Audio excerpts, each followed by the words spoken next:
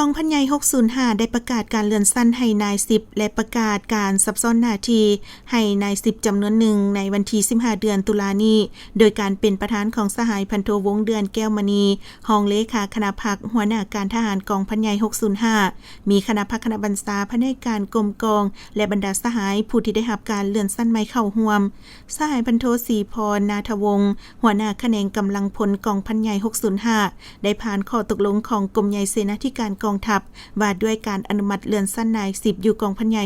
605อิงตามข้อกำหนดว่าด้วยระเบียบการของนาย10และพลทหารในกองทัพประชาชนลาวฉบับเลขที่1681/กปท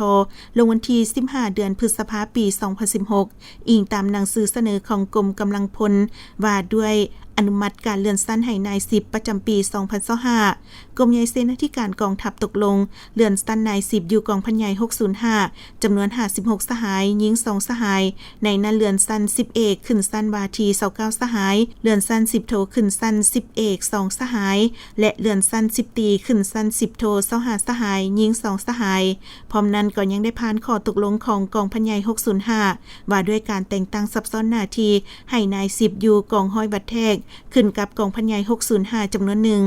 โอกาสนี้สหายพันโทวงศ์เดือนแก้วมณีก็ได้มีคำเห็นแสดงความย่องยอสมเสยต่อบรรดาสหายที่ได้รับการเลื่อนสั้นใหม่และได้รับหน้าที่ใหม่ที่มีผลงานดีเด่นและเฮ็ดสำเร็จหน้าที่เวียกงานของตนที่กรมกองก็คือการจะตั้งคันเทิงมอบหมายให้และเน้นหนักให้บรรดาสหายเอาใจใส่ศึกษาอมหมการเมืองนำพาแนวคิดให้นักแน่นฝึกฝนหล่อหลอมตนเองรอบด้านปฏิบัติข้อกำหนดกฎระเบียบของกองทัพและข้อกำหนดกฎระเบียบของกรมกองอย่างเข้มงวดมีความสามัคคีภายในภายนอกอย่างแน่นแฟ้นพร้อมกันเฮ็ดสำเร็จหน้าที่การจะตั้งมอบหมายให้